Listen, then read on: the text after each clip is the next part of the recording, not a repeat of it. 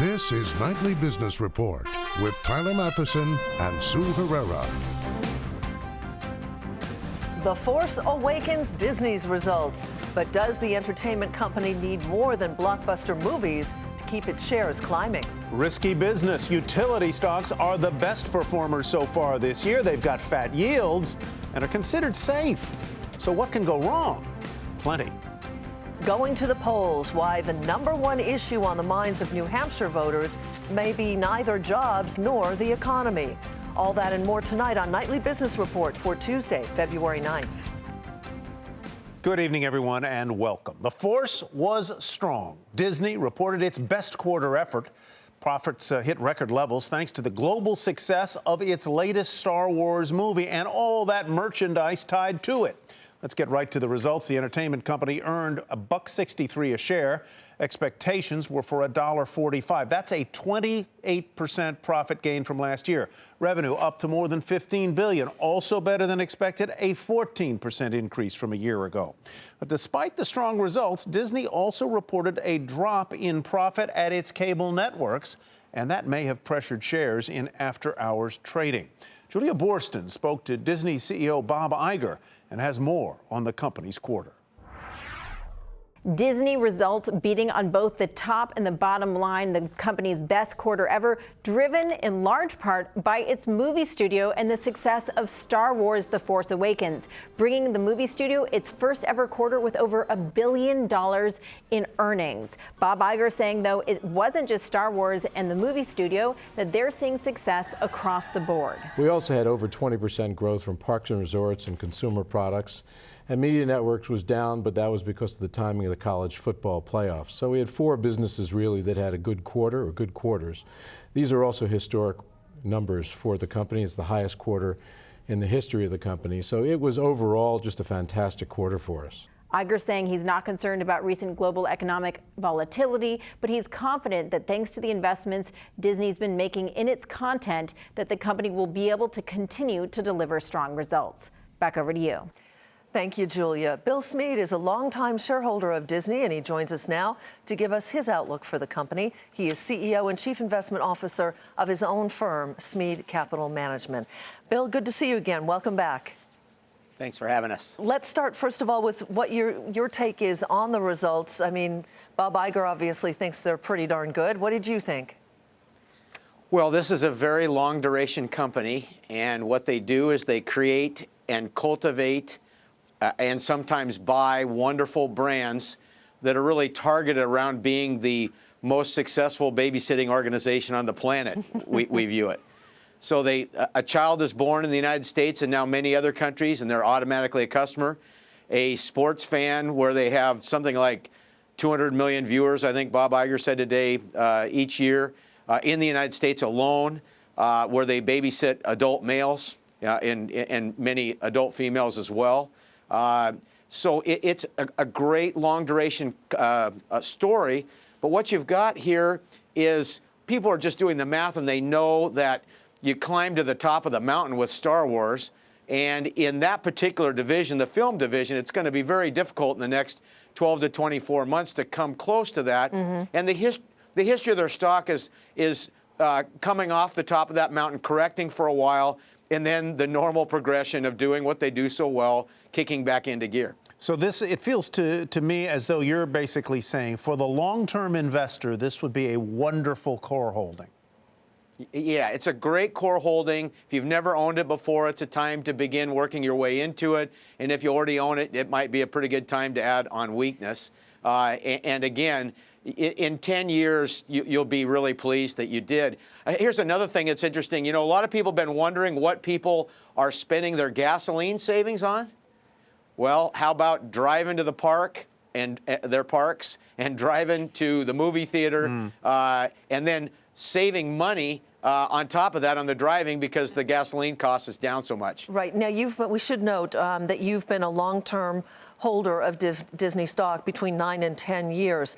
What about the global problems that are out there? I mean, Disney is also opening its park in China. Europe, a lot of people say, is going back into recession. and they have a big park outside of Paris as well. Are you at all worried about their global exposure to either contagion or recession? Well, first of all, I think their parks in Hong Kong and the one that's going to open in Shanghai are smaller than their U.S. and probably their Paris park. So let's say you need 30 million people to visit the first year. So they've got to get about 2% of the people in China to come visit. Right. So it's a different world. And that's what all of us have to remember. We find this in the United States with companies, too. You know, there's 325 million people in the United States. You don't have to get all 325 million to visit the park. Though sometimes if you've been to a Disney park, you think they're all like there. And the day that you're there, it seems like they're all there. Very quick question, Bill. On a scale of 1 to 10, with 10 being very worried, 1 being not so worried, how worried are you? A quick answer about cord cutting, i.e. people not signing up for the full bundle and maybe walking away from ESPN on a scale of 1 to 10?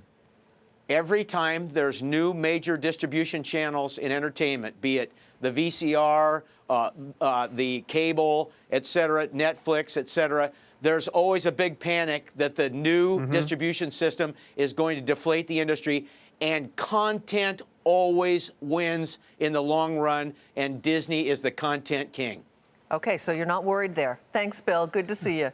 Bill Smead with Smead Capital Management. All right. Disney's fellow Dow component Coke saw its profit rise more than expected. The world's largest beverage maker said that unit volumes worldwide up 2% in the final 3 months of last year.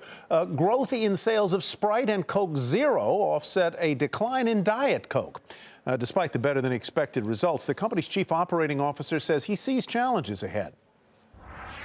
Clearly, there are some markets under pressure, whether that's Brazil, Russia, China, some of the oil exporting countries in the Middle East. We see continued pressure and volatility, but we've got a long track record of managing through volatility by focusing on our long-term game plan.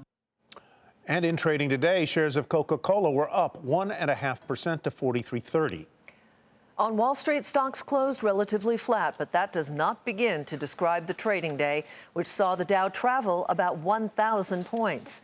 But when the closing bell rang, the Dow Jones Industrial Average fell 12 points, its smallest loss for the blue chip index this year. The Nasdaq dropped 15, the S&P 500 was off 1. Despite the lousy market this year, utilities have been hot as investors look to stocks with decent yields. But these so-called safer investments can carry a lot of risk. Bob Pisani explains what could potentially go wrong. Utilities are the best performers of the year, one of only 2 sectors in positive territory. What's up? Well, there's a couple of reasons everybody's so hot suddenly for utilities. First, they're a yield play. Now, there definitely is something here. Most utilities have a 3 to 4% dividend yield, which are looking more attractive as bond yields have been dropping so far this year. But be careful. These stocks have a long history of dropping fast when the markets even think interest rates are going up. Will rates go up? Well, that's hotly debated, but it's a real risk. Second, investors believe utilities are a safe play. The dividends are safe, but the stocks could easily go down. For these stocks to keep going up, you have to assume that rates will keep moving lower, and you have to assume that investors will keep fleeing the broader market. These are very big assumptions, and it's likely one or both of them won't happen. That leaves me with my last problem with utilities. These stocks are expensive by historic standards. The PE values for many names are at or near historic highs. Most of them are north of 20. For a utility, wow. So enjoy the moment that utilities are having, but be careful. For Nightly Business Report, I'm Bob Pisani at the New York Stock Exchange. It is decision day in New Hampshire. 500,000 voters trudging through snow and skidding on ice to cast ballots in the nation's first presidential primary. A record turnout is expected and the stakes are high. John Harwood has more from Manchester, New Hampshire. Well, tonight, New Hampshire voters give us the results of their first-in-the-nation primary, and bombastic billionaire Donald Trump, who did not win the Iowa caucuses, is poised to take first place here, if you can believe the polls. Let's take a look at the polling averages heading into Election Day. Trump with a substantial lead over a group of candidates bunched for second place. He's around 30%. Below that level, you've got Marco Rubio, John Kasich, the governor of Ohio, Ted Cruz, Jeb Bush, the former governor of Florida, Chris Christie, all pushing for second place, hoping to get a burst of momentum here. On the Democratic side, Bernie Sanders, the other outsider candidate in this race, is poised to defeat former Secretary of State Hillary Clinton. He's had a substantial lead, in some polls as low as 9%, in others over 20%. Both sides agree that he's going to win. The question is whether or not Hillary Clinton can come close enough to slow his momentum. On both sides, however, the bottom line is that we're headed toward extended nomination races as we move now to contests in South Carolina, in Nevada, and throughout the southern tier of the United States. This is not what the party establishments on either side had wanted, but that's what the voters are handing us. For Nightly Business Report, I'm John Harwood in Manchester, New Hampshire. For the first time since 2008, New Hampshire residents see a bigger problem for that state than jobs and the economy. Dina Gosowski reports on the #1 issue on the minds of those voters. America's heroin and prescription painkiller epidemic has become a major issue on the campaign trail. Opiate addiction and heroin addiction, we have got to get a handle on. This disease knows no bounds. And for the White House, helping people who are battling prescription drug abuse and heroin abuse. And perhaps nowhere is that concern more prevalent than in New Hampshire. Such a big problem. In fact, I hear it more here than I hear it any place in the country. A recent study found that a quarter of New Hampshire voters believe drug abuse is the most important problem facing the state. We're losing a person a day in New Hampshire from overdoses. So it doesn't surprise me to hear people say this is the biggest issue on their minds because it's ravaging families, it's hurting communities. Obviously, there are huge costs. There are costs in terms of lost productivity from people who are not able to do their jobs because they're addicted. In fact, as much as 80% of employers are dealing with this issue. Opioid abuse costing the economy over $55 billion per year, with nearly half of that because of loss of workplace productivity.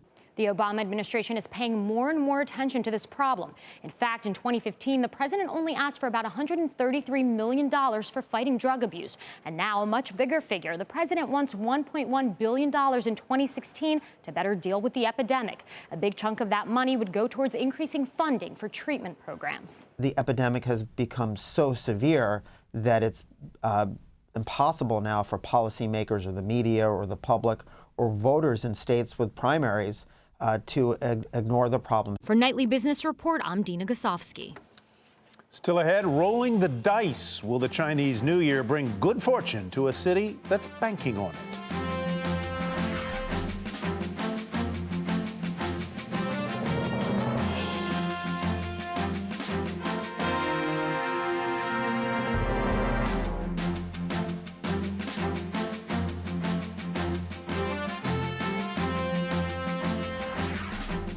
A bit of a warning from the International Energy Agency. In its monthly report, the organization says the global oil glut will likely grow even bigger throughout the year. It added that a production cut is unlikely, and it doesn't see how oil prices can rise significantly in the short term. Today, the price of domestic crude fell nearly 6% to settle below $28 a barrel.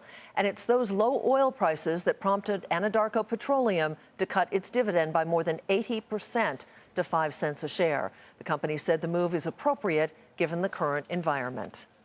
A near record number of jobs were advertised in December, and more Americans quit. Two signs the labor market continues to strengthen.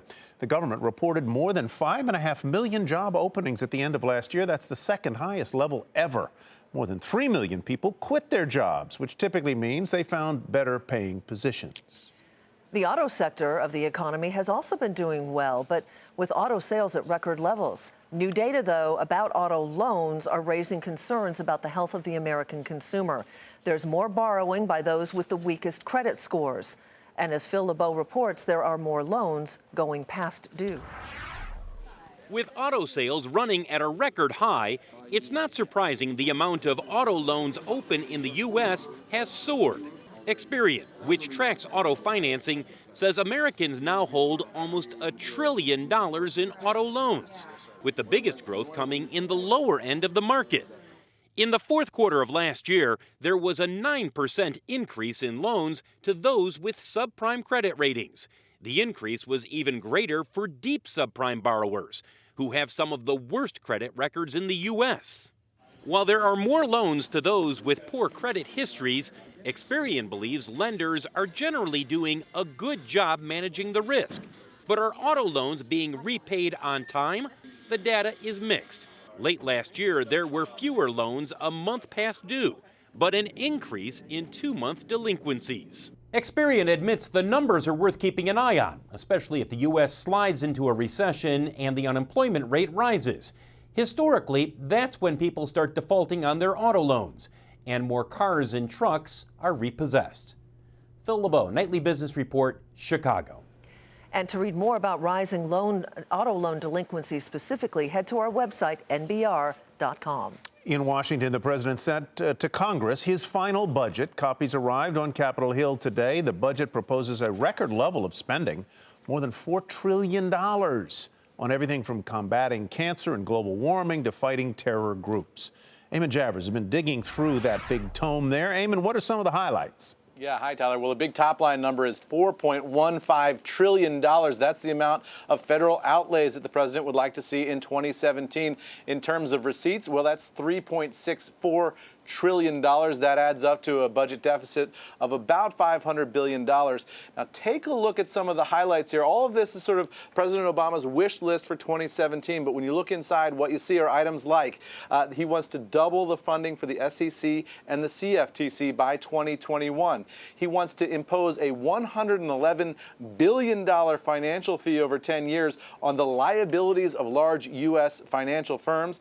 He's also got $19 billion in there in spending on cybersecurity, over $11 billion in funding to hunt down terrorists, also $1 billion for that moonshot to cure cancer that you've heard the president talking about, and $1 billion to expand prescription drug abuse treatment access. So a whole lot of Obama priorities in there, Tyler. The question is whether Republicans on Capitol Hill are going to do anything about it. Yeah, you know, Eamon, along those lines, you know, he might be able to get the cybersecurity through because everyone's concerned about that, and we've had a lot of breaches. But some of those other items, I think, are going to run up against some resistance. So how likely is all of this to go into effect? Well, I think, you know, you start from zero and you go not much further than that with this budget. I mean, the Republicans on Capitol Hill have already done a historic first here. They have snubbed the president's budget director. They are not going to hold a hearing in the budget committees on Capitol Hill with the head of OMB, which is something that Congress has done every year since 1975. This year, Republicans on the Hill say they simply don't need to hear from President Obama and his team on their budget. They've got this. They're going to pass their own budget. And thank you very much, Mr. President. Let's talk about the $111 billion fee on the liabilities of the nation's bank. What would that cover?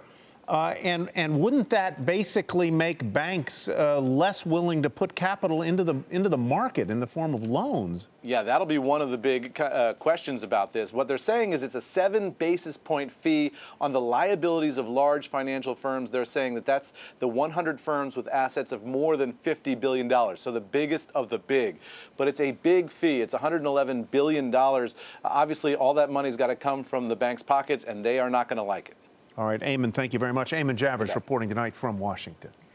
Viacom sees its profit drop 10% in its latest quarter. That's where we begin tonight's market focus. The media company said weak ad sales and a steep operating loss at its Paramount Pictures unit contributed to the decline. The owner of MTV and Comedy Central underwent a significant leadership change last week when it named current CEO Philippe Dobman as the new executive chairman, replacing Sumner Redstone. Shares fell more than 21% today to $32.86.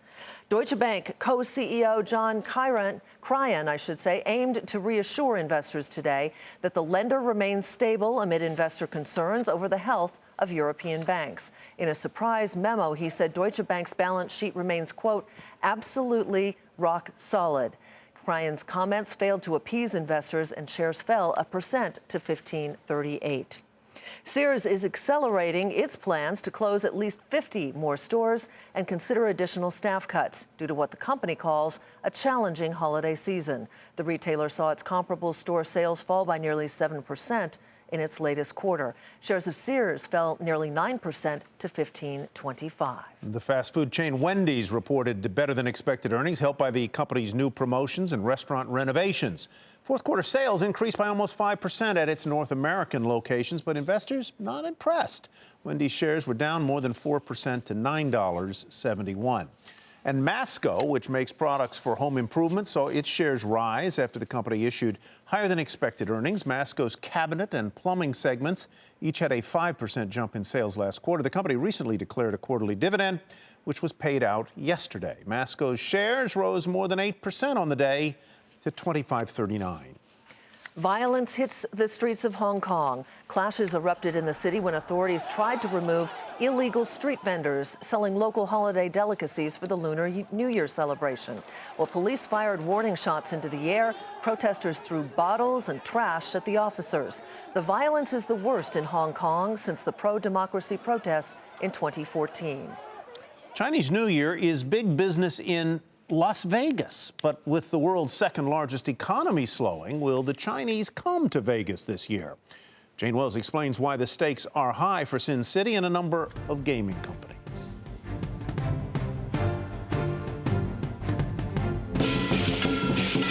Vegas is putting it all on red this week, hoping the Chinese New Year brings good fortune. We love to gamble, we love to eat, and we like to spend time with family. The Lunar New Year is one of the top 3 or 4 moneymakers in Las Vegas. But last year, Baccarat, the game of choice for Chinese high rollers, saw revenues in Nevada for the holiday drop 24%.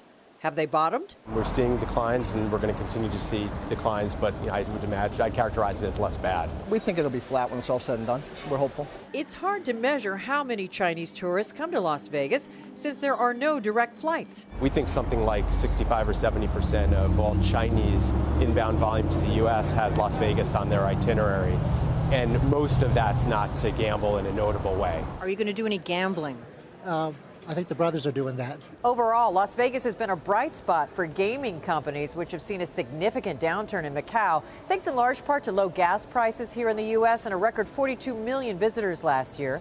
But there are concerns that if the U.S. economy falters, it will hurt a city which has just finally dug itself out of the Great Recession. But so far, so good. As for catering to the Chinese, later this year, MGM Resorts will open a new development in Maryland, which also has an Asian flair. There's a large Chinese and really Chinese, Vietnamese, Asian constituency that lives in and around the D.C. area, and so we're going to target it highly. Vegas will get a better idea how well this year's Chinese New Year is going by the weekend, when it's more likely those celebrating the Year of the Monkey will visit the capital of monkey business. Using all our red envelope money. Yeah. Have you been using it yet? It's already been spent. Did you have any good luck? Yeah, we've been getting good luck so far, yeah. For Nightly Business Report, Jane Wells, Las Vegas. Coming up, the gift of giving. Find out who gave away the most money in 2015.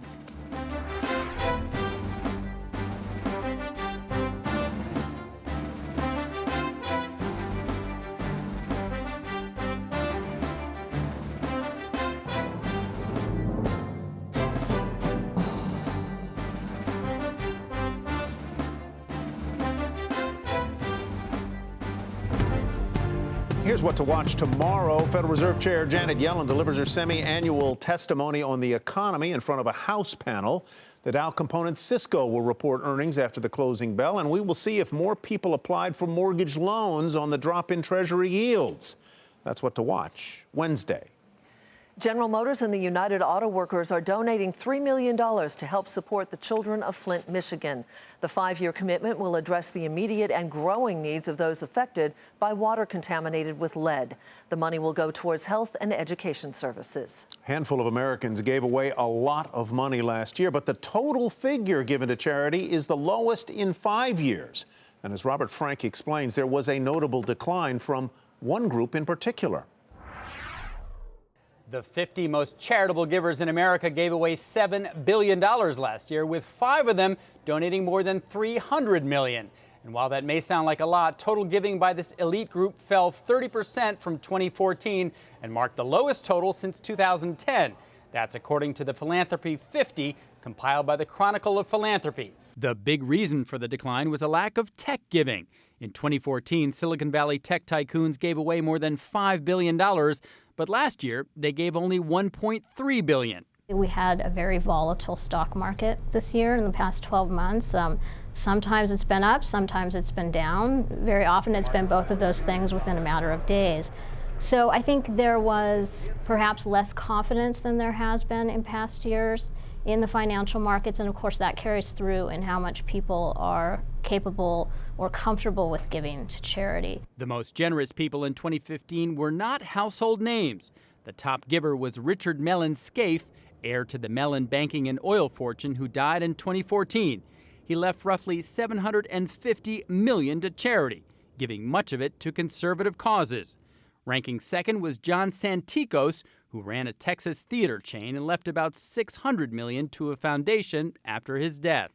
Michael Bloomberg, the billionaire former mayor of New York and possible presidential candidate, ranked third with $510 million. Bill and Melinda Gates topped the 2014 list with their $1.9 billion gift to their foundation, but they gave away another $272 million in 2015. Mark Zuckerberg and his wife Priscilla Chan made the most public pledge of 2015, vowing to give 99% of their Facebook shares to an LLC. But that was a promise, not a gift, and the LLC is not technically a charity, so it didn't count for the list. It took $32 million to be a top 50 giver last year. The question for this year is whether weak stock markets and falling tech fortunes will cause an even bigger drop in 2016. For Nightly Business Report, I'm Robert Frank. Still a lot of money. Still a lot of money to give away. Americans are pretty generous overall. Absolutely. That does it for Nightly Business Report for tonight. I'm Sue Herrera. Thanks for watching. And I'm Tyler Mathisen. Thanks from me as well. Have a great evening, everybody, and we will see you back here tomorrow.